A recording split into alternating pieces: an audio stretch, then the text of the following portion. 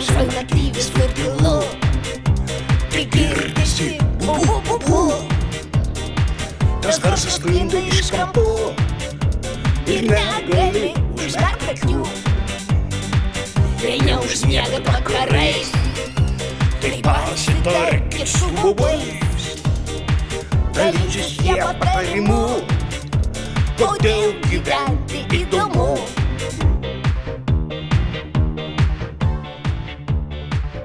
Viename mūsų miesto name gyveno vienas berniukas, kuris turėjo tėvelį, mamytę ir katiną Pūkį. Mano tėvelis viskuo domisi. Ir sportu, ir politika, ir muzika. Ir turbūt žino labai daug, bet laiko kaip įprasta neturi. Jis nuolat kažko ieško. O mano mamytė labai graži, nes visą laiką tobulinasi.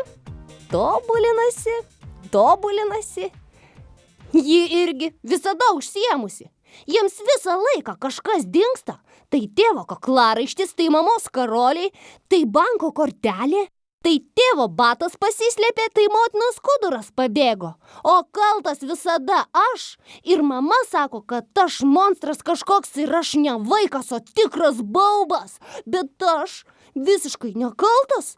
Man irgi dažnai dingsta daiktai, žaislai, saldainiai ir pyragai, kurių ir taip visada per mažai. Gal Pūkis kaltas? Na, ne, jisgi nevalgo saldainių.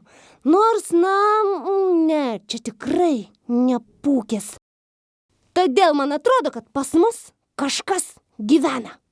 Įsivaizduokit tokią šeimyną. Baubas tėvas, baubė motina, baubas sūnus ir baubų katinas Būgis. Jeigu tėvui dingsta drabužiai, o motinai karoliai, tai kurgi jiems dingti, jei ne pas baubą šeiminėlę?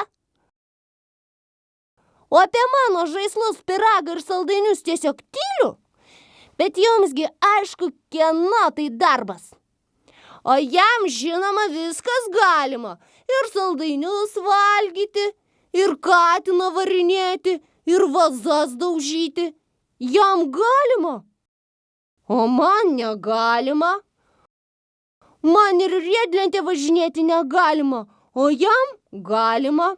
Televizorių visą vakarą žiūrėti man negalima, o jam galima. Ir vazą jis sudaužė, ir žaisliukus mano išmėtė, ir pyragą mano suvalgė, ir dantų jam nevalyti galima. O man vis valyk ir valyk.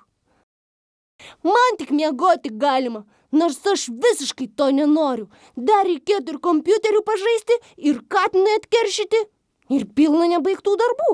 Ir ko tik mano tėvai nedaro, kad tik eičiau miegoti. Ir kodėl jie sako, kad aš darausi panašus į baubą. Kaip aš galiu būti panašus į baubą, jei jam viskas galima, o man negalima. Man liepia miegoti, o jis turbūt žaidžia mano kompiuteriu.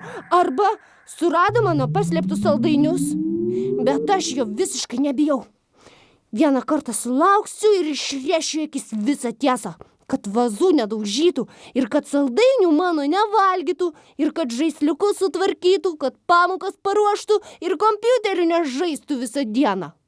Be to pasakysiu, kad mamytės karolių neslėptų, tėvelio kaklaraištį ir batus į vietą padėtų. Taip, kad viską sutvarkytų, kad pamokas... Na, neprižadu, bet jei man tėvai leis, aš to tikrai nedarysiu.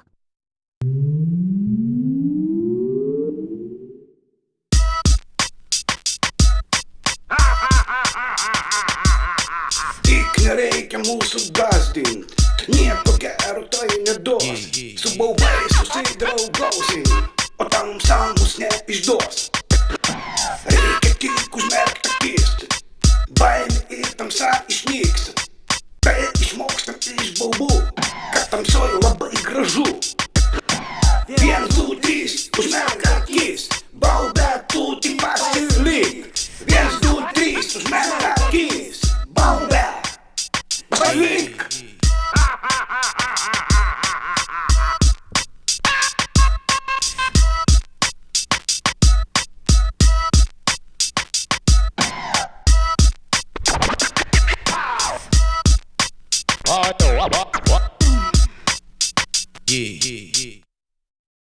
Dėmesio, dėmesio.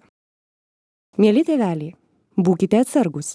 Jei jūsų vaikas paruošė pamokas, išplovė indus, susitvarkė kambarį, nieko nesudaužė ir išsivalęs dantis laiku nuėjo miegoti, tai visai gali būti, jog jis ne jūsų vaikas, o baubas.